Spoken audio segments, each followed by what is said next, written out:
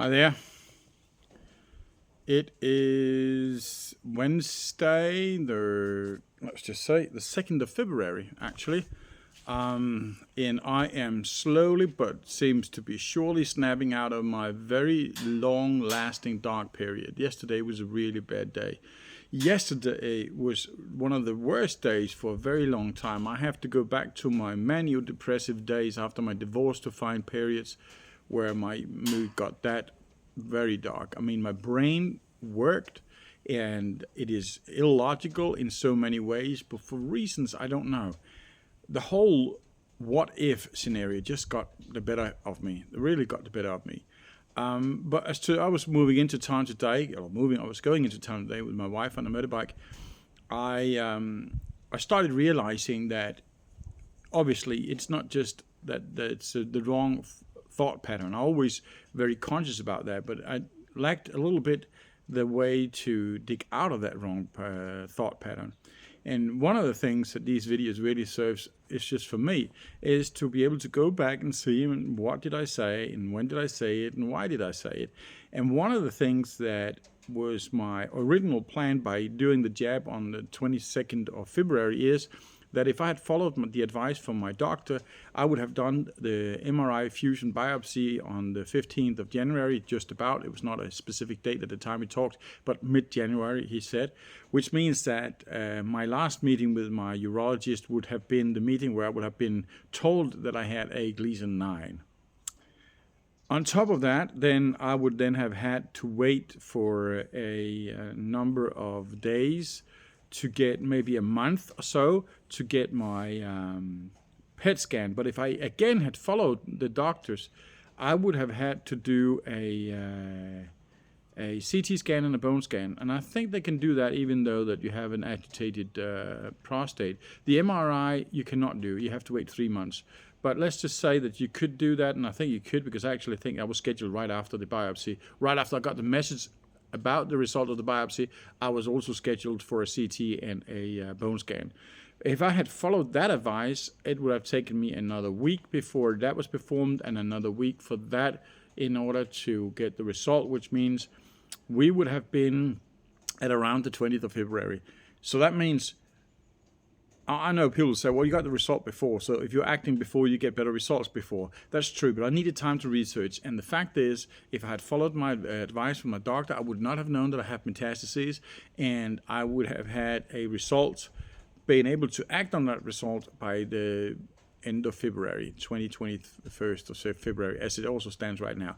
And that I've got to hold on to because I was afraid of making the wrong choices. That's what really cluttered my mind totally. It's like, why am I doing this? Am I waiting for too long? And I am scared shitless about the hormone therapy, but I'm scared shitless of it because as a therapy that I had to do forever, I don't like it. But the reality is, which I had to remind myself, is that I just had to find the money. And then I will do the radiation therapy. And I'll do that in April or May, whenever it fits them. And so at this point, when I start the hormone therapy, it will just be a temporary thing. As long as I continue doing what I'm doing already in order to decrease it, then there is a realistic, it is not totally out of the woods kind of things. That's not what it's called anyway, but it's not totally illogical to expect that there can be a cure. If they nail it right with the radiation therapy and I react good to it, and I do that in conjunction with both Eligard and Casodex, which I am planning on taking both of them because I've just learned that there is no extra side effects to an Eligard treatment if you take Casodex on top. But I also learned from a support group that while Eligard is blocking the production of testosterone, then Casodex is just neutralizing it, but basically just means that you're playing on two pianos at the same time.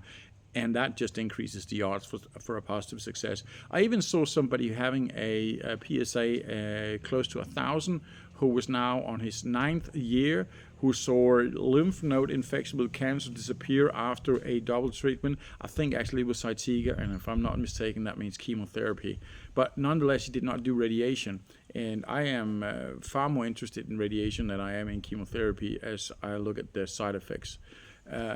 So it kind of lifted my mood again, that I started figuring out that I'm not taking a chance per se. I'm not. I'm doing exactly as my doctor says, and I'm just spending the time wisely until that date before I take the jab. But it also means that I kind of concluded today that no matter what, I have to take the jab by the end of February.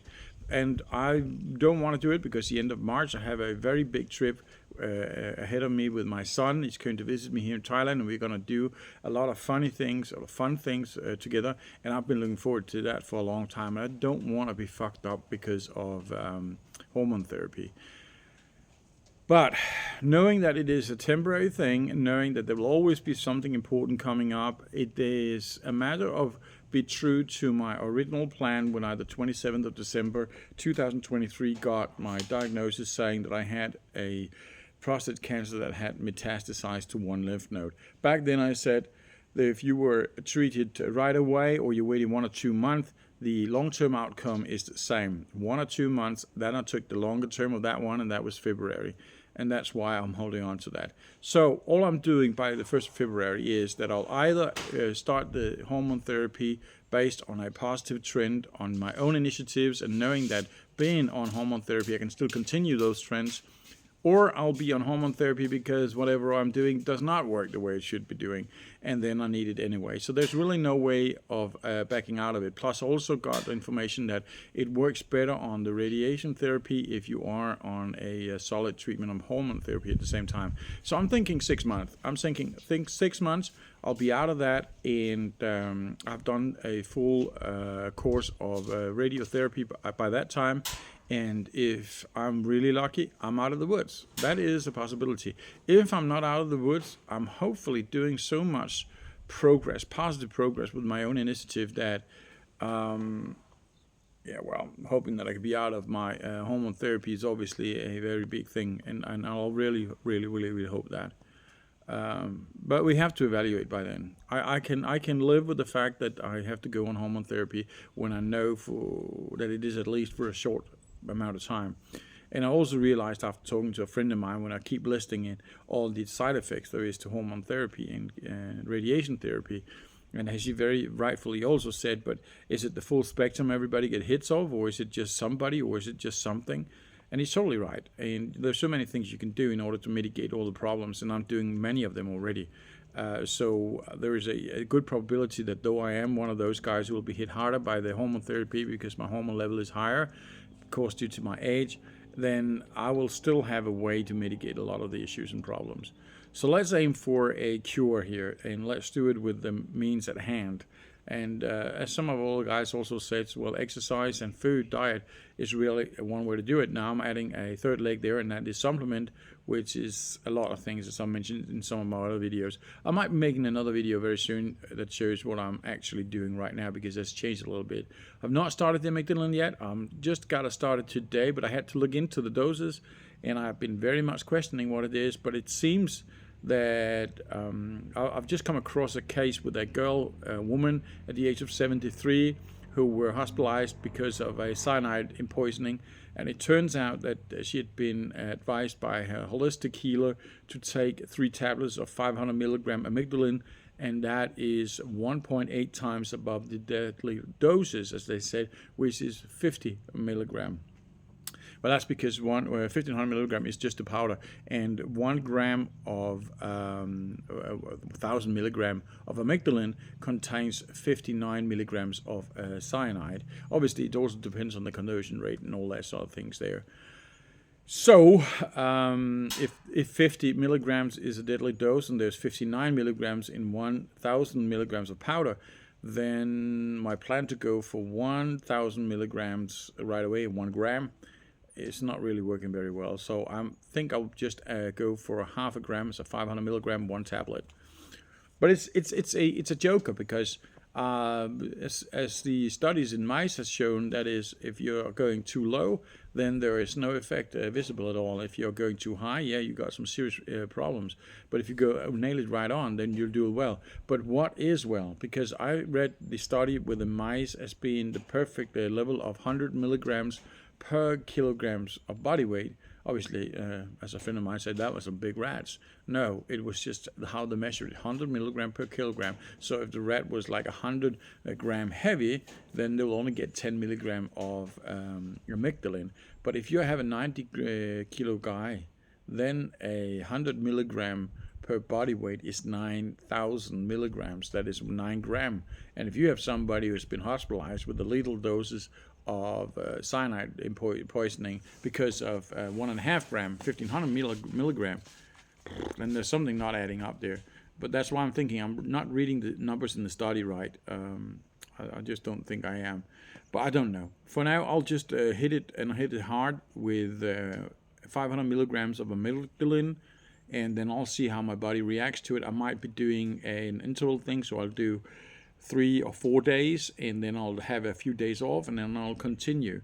It's tough. It's rough stuff. This B17 vitamin, as it is also called, not rightfully, as far as I understand, but it was named B17 vitamin because that was the only way it could be sneaked in under the Supplement Act or law, so that it was not part of the thing that they have to be stringent about. So anyway, my mood is really coming up now. It's really getting a lot better, and it's getting a lot better because I'm focusing on the fact that right now there is nothing to second guess. I'm doing it the right way, and I'm doing it the only way, and I've got the time to do it. There's no reason to sit and be anxious about what is going to happen, what if I have to do, and so on and so forth. It ain't. And yes, I know I'll be starting the hormone therapy just about exactly 1 month before I got to meet up with my son, and I'm nervous about how much that's going to impact my mood, my sleep, my health in general. But I do see a lot of people saying that they have found a way to live with it, and since I know this is just something that I have to go through to enhance my chances of a good outcome on the radiation therapy, I'll have to keep working with it. Another thing that I haven't been told anything about at the hospital when I was there, though the doctor wasn't there, that is the use of something called space OR when they do radiation. And it worries me a little bit because if they have no idea what that is, or if they do have an idea but they don't practice it, then that's not really the place to go. But then I'm starting getting really nervous because as this right now, I'm short of the money that I need for the treatment, which is about 200,000 baht. But if I have to go to a hospital that has the expertise to use these kind of things, then we're not talking 200,000 baht. Then we're talking for sure on the other side of 500,000 baht. And that is a lot more difficult for me to reach that target for sure. But I don't fancy really to go in to get a radiation therapy that is going to give me a high probability of giving me some serious health issues with my time system, my rectum, in the future, because it is radiated because the prostate is so close to that area. So I wanna increase the odds I have for a treatment that has a very successful outcome. It has to be like that. Just doesn't really appeal to me to do much else than that.